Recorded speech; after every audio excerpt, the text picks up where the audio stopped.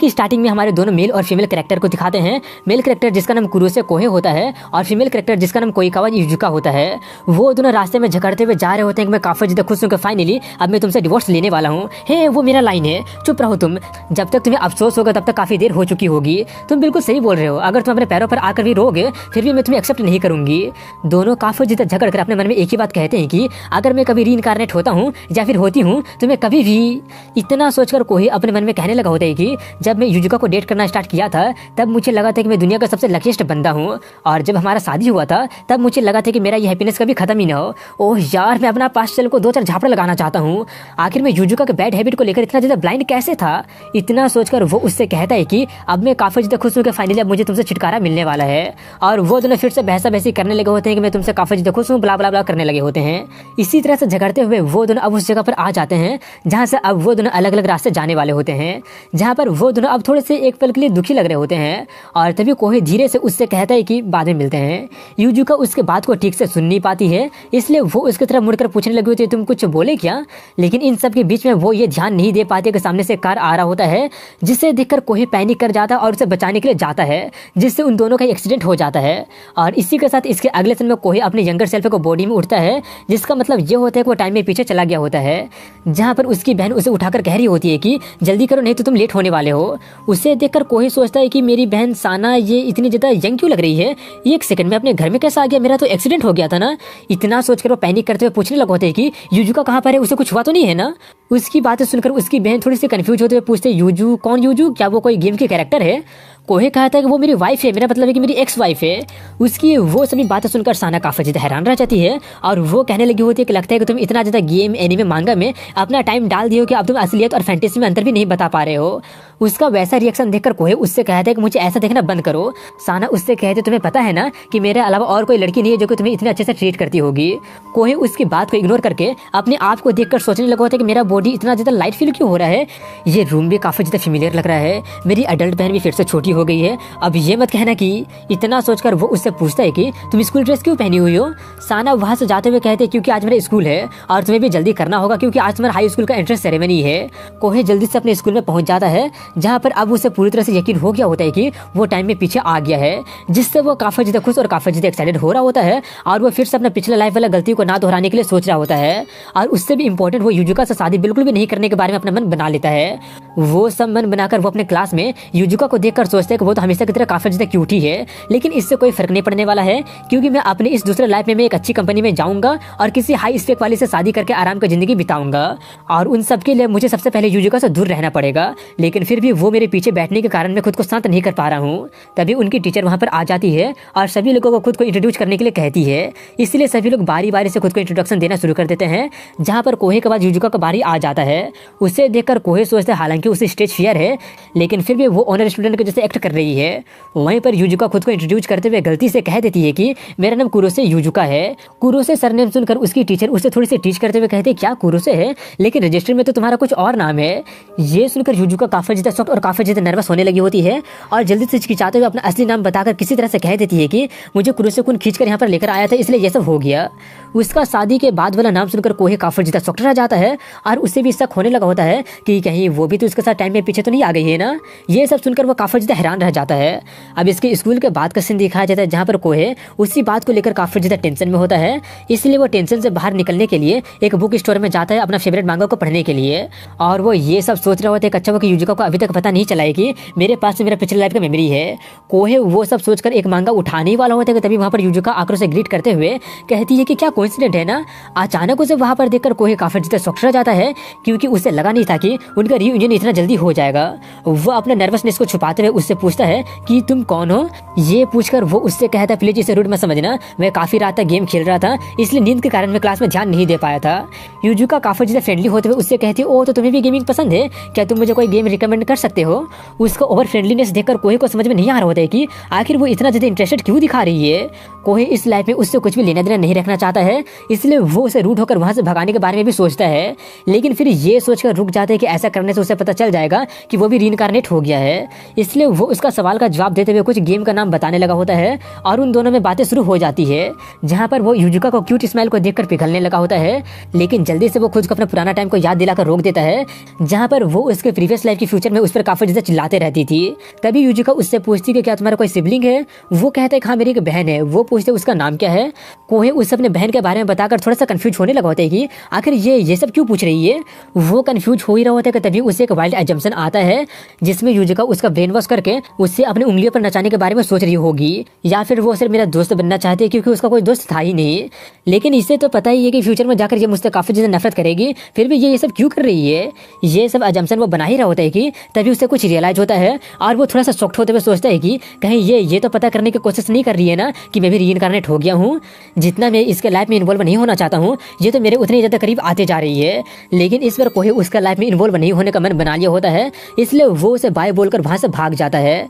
अब इसके कुछ देर बाद का सीन दिखाया जाता है, जहाँ पर अब काफी ज्यादा बारिश होने लगा होता है, जहाँ पर कोई एक छाता लेकर जा ही रहा होता है कि तभी उसे याद आता है कि उसके पिछले लाइफ में आज ही के दिन में एक पार्क के सामने बिजली गिरा था, जहाँ पर कोहे गलती से उसी रास्ते से चला गया था।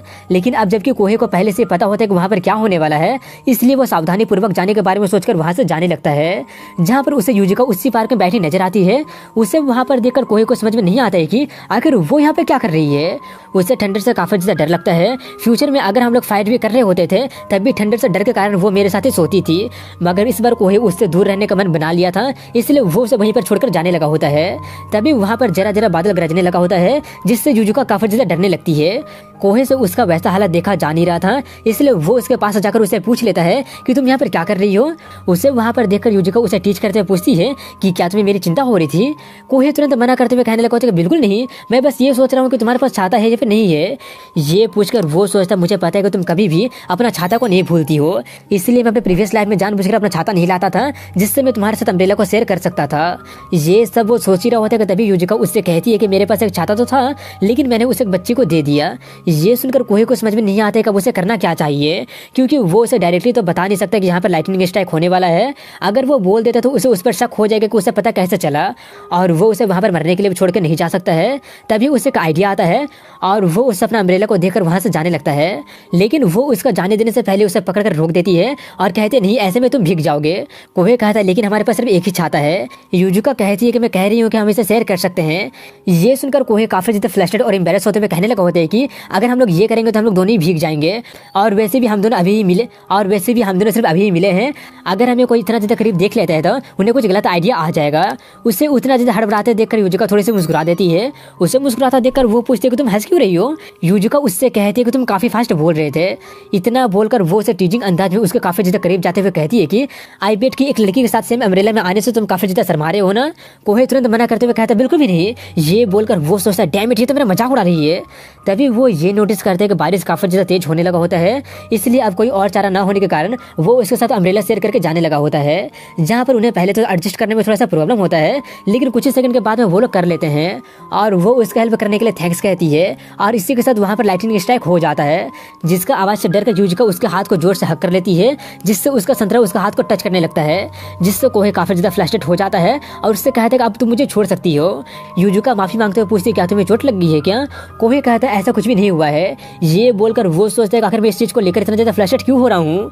तभी युजिका थोड़ी सी नर्वस होते हुए उससे पूछती है कि क्या कुछ टाइम के लिए मैं तुम्हारे घर जा सकती हूँ। लेकिन उसका बात को पूरा करने से पहले वहाँ पर उसकी बहन आ जाती है, जो कि अपने भाई को एक लड़की के साथ देखकर पूछती है वो कौन है। कोहे उसे वहाँ पर देखकर थोड़ा सा सोचना चाहता है और बताने लगता है कि ये तो, लेकिन उसका बात को पूरा करने से पहले साना उससे पूछते क्या वो तुम्हारी गर्लफ्रेंड है ना।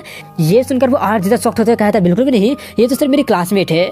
ये बोलकर वो दोनों लड़की एक दूसरे को खुद को इंट्रोड्यूस करने लगते हैं और तभी साना उससे उसका फर्स्ट नेम पूछ लेती है।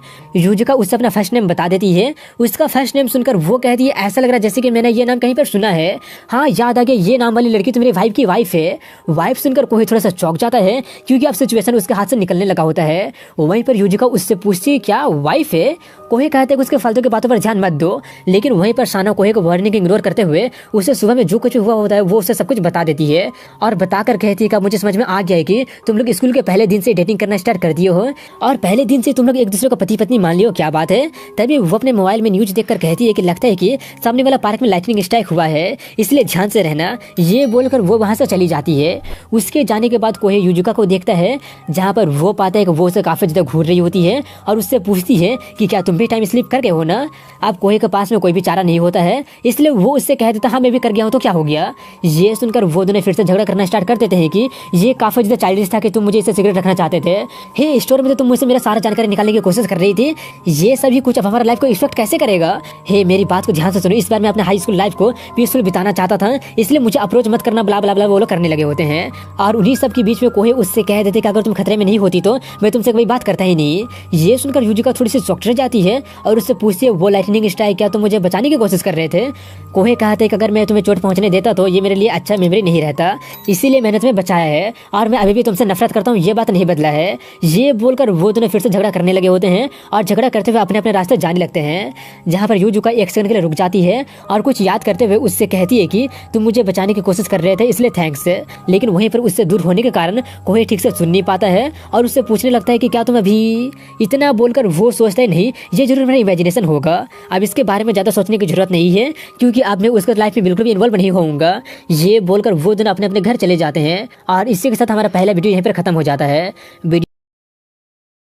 तो इस एपिसोड की शुरुआत में दिखाते हैं कि कोहे और युजुका एक साथ गेम खेल रहे होते हैं और वो लोग काफ़ी ज़्यादा मजे भी कर रहे होते हैं। लेकिन तभी कोहे होश में आने लगा होता है और सोचने लगा होता है कि मैं ये गेम काफ़ी बार खेल चुका हूँ, मगर इसे युजुका के साथ ही खेलने में काफ़ी मज़ा आता था।